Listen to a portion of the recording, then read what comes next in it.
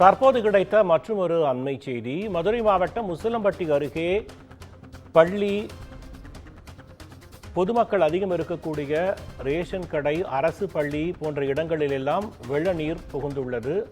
மழை நீர் தேக்கத்தை சீரமைக்கவும் மீண்டும் நீர் தேங்காமல் இருப்பதற்காகவும் மாவட்ட நிர்வாகத்தை மக்கள் கோரிக்கை விடுத்துள்ளனர்.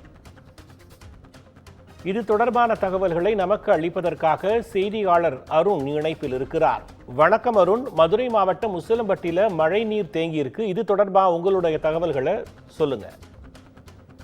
கோபாலகிருஷ்ணன், மதுரை மாவட்டம் உசிலம்பட்டி அருகே இருக்கக்கூடிய அதன் சுற்றுவட்டார பகுதிகளில் தொடர்ச்சியாக பெய்து வரக்கூடிய கனமழை காரணமாக குடியிருப்பு மற்றும் அரசு பள்ளிகள், ரேஷன் கடைகளில் தற்போது மழைநீரானது சூழ்ந்து காணப்படுகிறது. இதனால் பொதுமக்கள் மிகவும் அவதியடைந்து வருகிறார்கள்.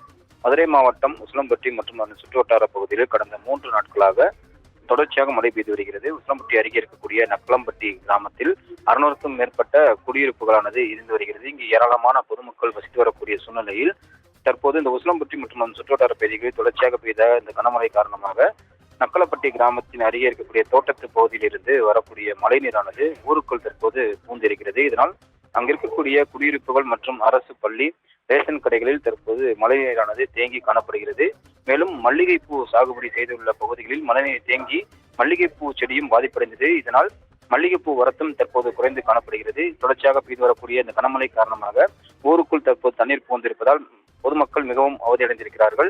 ஒரு சில பகுதிகளில் வீடுகளுக்குள் மழைநீர் புகுந்திருப்பதாகவும், மேலும் தினசரி இந்த பல்வேறு இன்னல்களை சந்தித்து வருவதாகவும், வீடுகளுக்கு விஷ ஜந்துக்கள் அவ்வப்போது வருவதால் குழந்தைகள் நிம்மதியுடன் பகுதிகளில் இருக்க முடியவில்லை என அந்த குடியிருப்பு வசிகள் குற்றம் சாட்டுகின்றனர். மேலும் ஊராட்சி நிர்வாகத்திடம் பலமுறை முறையிட்டும் இதுவரை எவ்வித நடவடிக்கையும் எடுக்கவில்லை எனவும், மாவட்ட நிர்வாகம் தலையிட்டு மழை நீரை உடனடியாக அகற்றவும், இந்த பகுதியில் இருக்கக்கூடிய தோட்டம் மற்றும் கண்மாக்கரை பகுதிகளில் தூர்வார வேண்டும் எனவும் தற்போது கோரிக்கை விடுத்திருக்கிறார்கள்.